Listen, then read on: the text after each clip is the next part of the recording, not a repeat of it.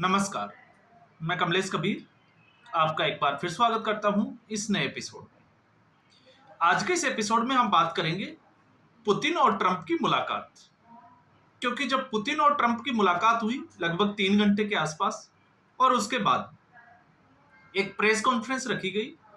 हालांकि press conference का protocol ये कहता है कि जो होस्ट कंट्री होता है वो इसकी शुरुआत करता है, लेकिन इस बार जो अलास्का में हुआ उसकी शुरुआत पुतिन ने की।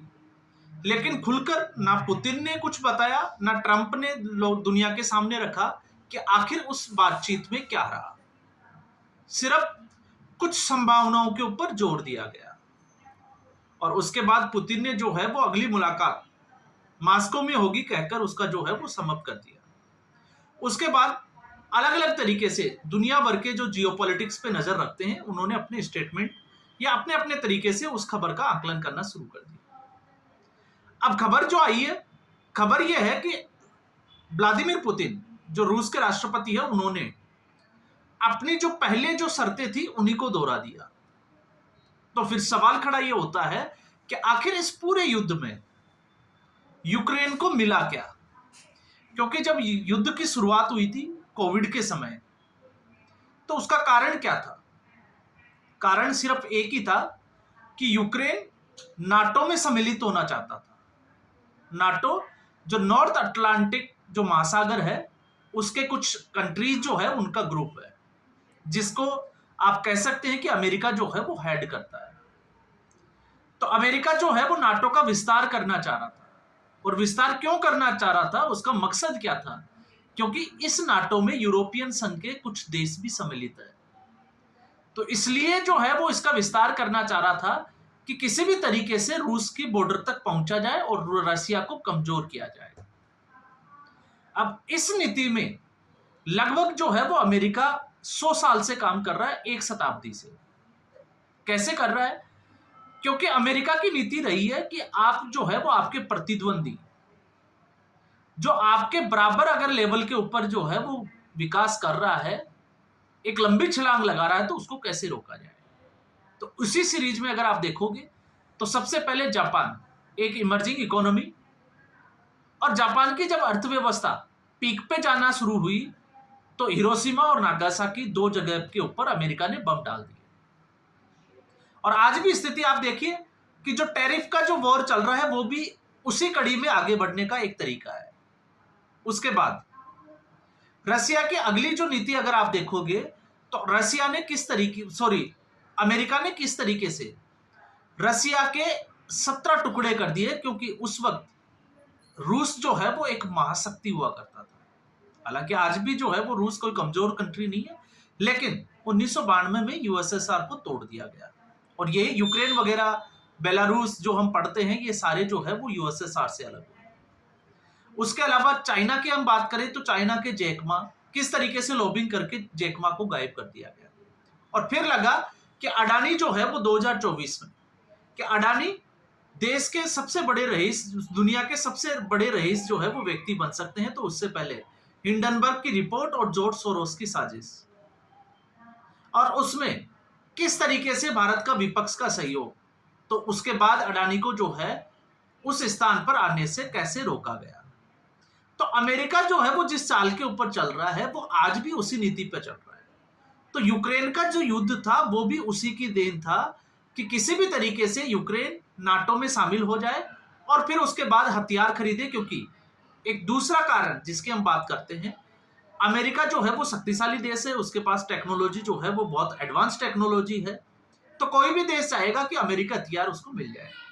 और अमेरिका भी यही चाहता था कि अगर कोई देश अस्थिर होगा तो उसको लड़ने के लिए जो भी इक्विपमेंट चाहिए, मशीनरी चाहिए, वो अमेरिका से खरीदेगा। तो मकसद जो है वो उस वक्त साफ था। लेकिन अमेरिका को यह पता नहीं था, अमेरिका को लग रहा था और रशिया को भी यही लग रहा था, क्योंकि हम एक तरफा बात करें तो थोड़ी सी बेईमानी हो जाएगी।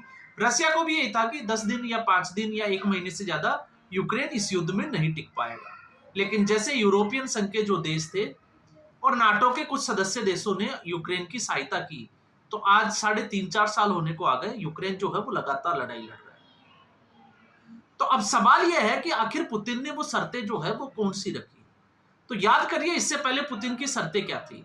तो पुतिन की शर्तें जो थी वो थी कि डोनेट्स्क और लुहांस्क, जो आज का डोनबास जिसको हम कहते हैं, उसके ऊपर रसिया का कब्जा रहेगा, यूक्रेन उस पे जो है वो अपना कब्जा छोड़ दे। इसके अलावा दक्षिण की तरफ अगर देखोगे तो खेरसोन और जपोजोरिया, इन दोनों के ऊपर रूस की नजर थी कि यूक्रेन इन दोनों के ऊपर भी जो है वो अपना कब्जा छोड़ दे। तीसरा था कि यूक्रेन किसी भी कंडीशन में नाटो से दूरी बनाए रखे, नाटो में जो शामिल होने की महत्वाकांक्षा है उसको त्याग कर दे। तो रसिया और यूक्रेन के बीच में जो है वो शांति बनी रहेगी। और रसिया का जो है वो मकसद साफ था कि किसी भी तरीके से नाटो की सेना रसिया की बॉर्डर तक ना पहुंचे।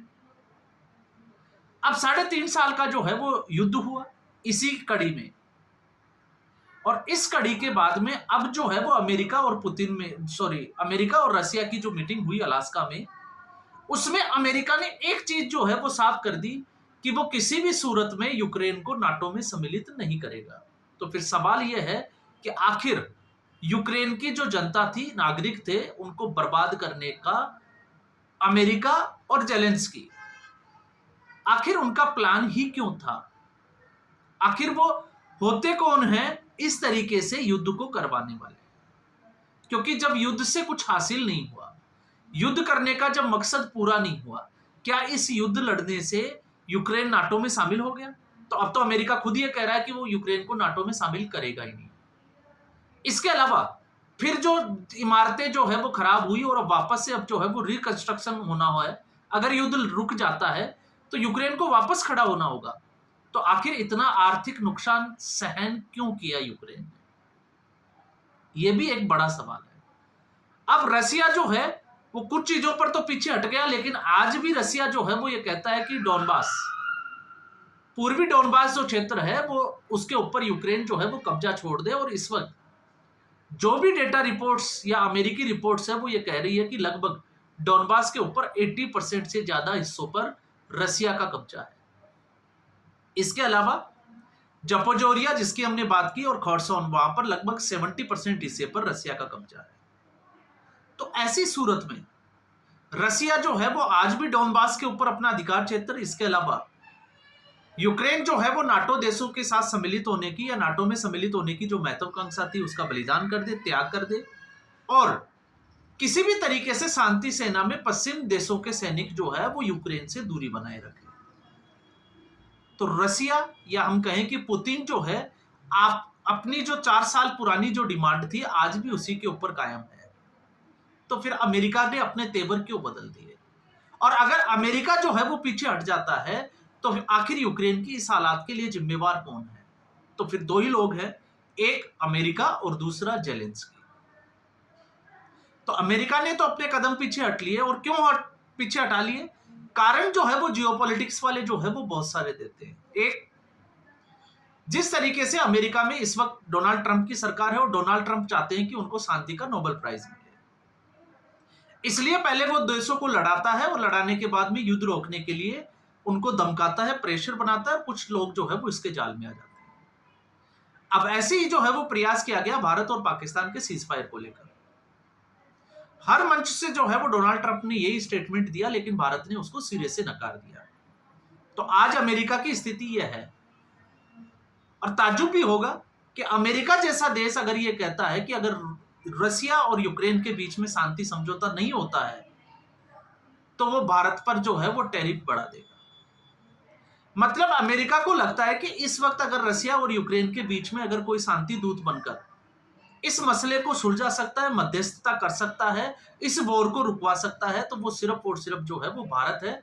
और भारत जो है वो दबाव बनाकर ऐसा कर सकता है क्योंकि रसिया उसका मानता है। और आपने देखा होगा जब रसिया और यूक्रेन के बीच में युद्ध की स्थिति थी तो भारत एक अकेला देश था जो दोनों देशों के राष्ट्राध्यक्षों से बात करके जंग रुकवाकर 4 घंटे में अपने छात्रों को वहां से बाहर निकालने में कामयाब हुआ। और इतना ही नहीं, पड़ोसी देशों के छात्रों को भी वहां से बाहर निकाला।